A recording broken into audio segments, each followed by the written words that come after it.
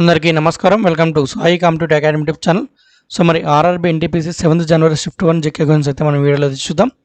So మరి చూసుకున్నట్టయితే మనకు నేను వీడియో కింద డిస్క్రిప్షన్లో లింక్ అయితే ఇచ్చుంటాను. సో ఆ లింక్ ద్వారా మీరు డైరెక్ట్ వెళ్ళి ఇలా మీకు వెబ్సైట్ ఓపెన్ అవుతుంది. ఆ వెబ్సైట్ అయితే చదువుకోవచ్చు. మన వెబ్సైట్లో నేను అన్ని కూడా అప్డేట్ చేస్తాను. ఆల్మోస్ట్ మీరు దాదాపుగా 37 క్వశ్చన్స్ నేను అప్డేట్ చేస్తున్నాను. సో ఇందులో మాక్సిమం 30+ క్వశ్చన్స్ 30 క్వశ్చన్స్ అన్నీ కూడా మనకు వచ్చినవి ఉంటాయి. ఒక 5-6 క్వశ్చన్స్ అనేటువంటిది వాటి రిలేటెడ్ ఉన్న క్వశ్చన్స్ కూడా ఇందులో ఉన్నాయి.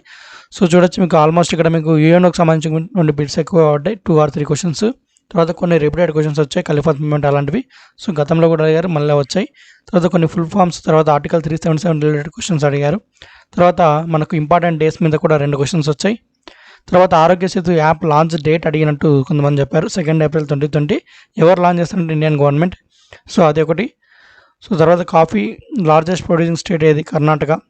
సో మీకు అన్నీ కూడా ఇలా ఉన్నాయి. సో గాంధీ రర్బ్ ఇంపాక్ట్ ఏ సంవత్సరంలో జరిగిందని అడిగారు. సో ఎన్ని డిమాండ్స్ అంటే 11 డిమాండ్స్, 1931. సో ఇవి అలాగే మీకు కన్ఫ్యూజ్ ఉన్నవి ఇక్కడ నేను ఏమన్నా అప్డేట్ చేసినవి చెప్తుంటాను. తర్వాత మనకు వరల్డ్ వార్ 2 తర్వాత మనకి ఏ ఆర్గనైజేషన్ ఉమెన్ అండ్ చైల్డ్ కోసం ఏర్పాటు చేశారని చూసుకున్నట్టయితే యునిసెఫ్. హెడ్ క్వార్టర్స్ ఎక్కడంటే న్యూయార్క్ అండి. సో అది present states and union territories 28 మరియు 8 అండి. తర్వాత అల్లోట్రోప్స్ ఆఫ్ కార్బన్ సంబంధించి అడిగారు. సో కానిది ఏదో అని అడిగారు, లేదంటే అయినది అడిగారో తెలియదు. సో అది చూసుకోండి.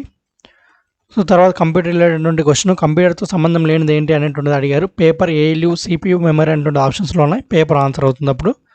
సో ఇలా మనకు క్వశ్చన్స్ అన్ని కూడా అప్డేట్ చేస్తున్న టోటల్ 38 క్వశ్చన్స్. మీరు డైరెక్ట్గా ఇంకా నేను ఎక్స్ప్లెయిన్ చేయాల్సిన అవసరం లేదు, క్వశ్చన్ ఆన్సర్ అక్కడే ఉంటుంది. సో దాన్ని బట్టి మీరు చదువుకోవచ్చు. అలాగే వాటిలో ఉన్నటువంటి క్వశ్చన్స్ కూడా మీరు చదువుకుంటే బెటర్.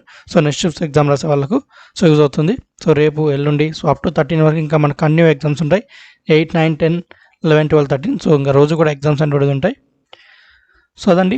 సో మరి ఈ యొక్క షిఫ్ట్లో అడిగిన క్వశ్చన్స్ ఇవి. ఇంకా మ్యాథ్స్ రీజనింగ్ విషయానికి వచ్చినట్టయితే సో కొద్దిగా ట్రిగ్నామెట్రిక్ సంబంధించినటువంటి బిట్స్ అయితే కొద్దిగా హార్డ్గా వచ్చినటువంటిది అభ్యర్థులు అంటున్నారు.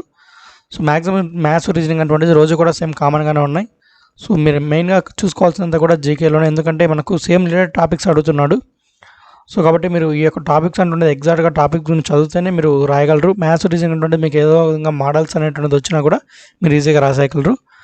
సో కాబట్టి మీరు వీడియో కింద డిస్క్రిప్షన్లో నుండి లింక్ ద్వారా మీరు ఈ యొక్క 7th January షిఫ్ట్ 1 క్వశ్చన్స్ అన్నీ కూడా చదువుకోండి. అలాగే వాటిలో ఉన్నటువంటి క్వశ్చన్స్ కూడా మీరుగా ఏ క్వశ్చన్స్ అడుగుతారు వీటి మీద ఎక్స్పెక్ట్ చేసుకొని అవి కూడా చదువుకోండి. ఓకే అండి. అలాగే నెక్స్ట్ 2nd షిఫ్ట్ సంబంధించిన వీడియో త్వరలోనే వస్తుంది. సో మరి వీడియో నచ్చితే తప్పకుండా లైక్ చేయండి, తప్పకుండా మీ దూరకు షేర్ చేయండి. ఇలాంటి మరిన్ని వీడియోస్ వస్తే మీరు మన ఛానల్ అయితే సబ్స్క్రైబ్ చేసుకోండి. ఓకే అండి. ఇలాంటి మరిన్ని అప్డేట్స్ మళ్ళీ కలుద్దాం. అందరికీ సెలవు. జై హింద్.